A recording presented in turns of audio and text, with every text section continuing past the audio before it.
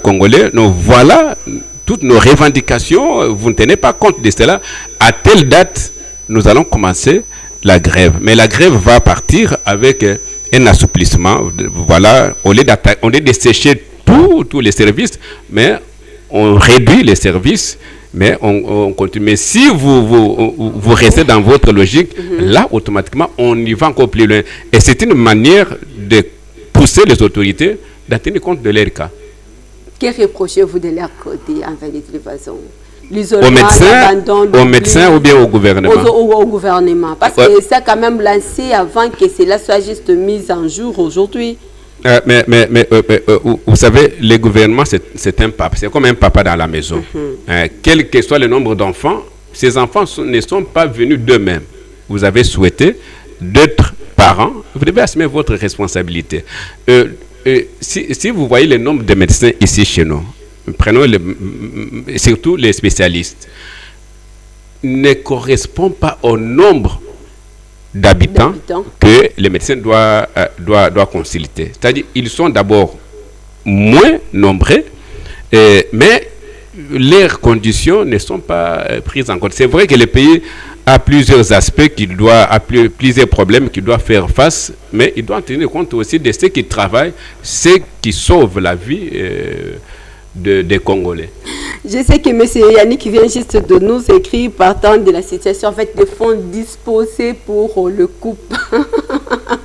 Par rapport à la situation sanitaire de votre côté, est-ce que c'était la priorité comme ça a été au moins juste cette question? Les fonds disposés, mis en jeu pour que nos léopards jouent par rapport à la réalité sanitaire en RDC, c'est vraiment une priorité? Si on dit que ce n'est pas une priorité, mais vous savez, les joueurs ne touchent pas, ne sont pas payés comme des fonctionnaires de l'État. Non. Et ça aussi, nous devons dire des choses en face. Ils travaillent, ils évoluent dans leur club, ils sont payés dans leur club. Mais quand ils sont convoqués au pays, mais ils doivent être motivés.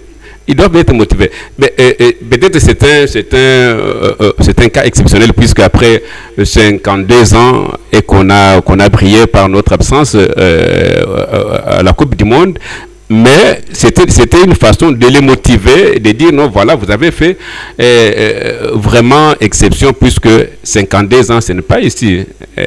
C'est notre âge. Moi, j'ai plus de 50 ans. Mais imaginez-vous quelqu'un qui est né plus de 50 ans, il n'a jamais été dans la Coupe du Monde, mais il revient encore sur le terrain mondial. Là, il faut peut-être de ce côté être tolérant, puisqu'il ne faut pas prendre tout, puisqu'il y a des fonctionnaires qui revendiquent et qu'on a donné une cagnotte, ou bien peut-être on a donné un montant pour motiver les joueurs et on doit en faire un problème. Non. Ça ne peut pas se faire un problème. De toute façon, je vais prendre encore une autre réaction de M.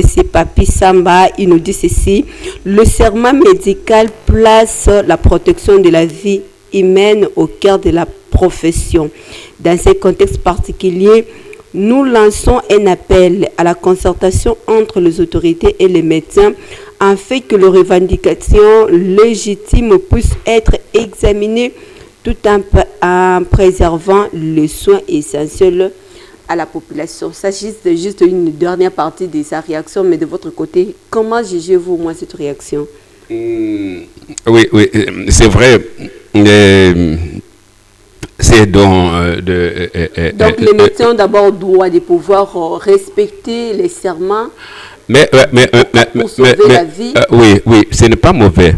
Mais vous savez que dans le serment d'Hippocrate, on ne voit pas seulement l'aspect de ce que le médecin doit faire, mais il y a aussi les droits de ce que le médecin doit toucher.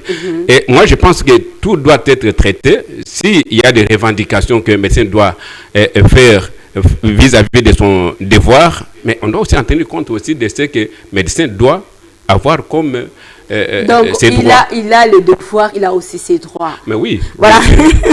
On prend encore une autre réaction. Chers médecins, la nation traverse une période très délicate avec de nombreux défis sanitaires, notamment la lutte contre Ebola. Les peuples reconnaissent les sacrifices que vous consentez chaque jour pour sauver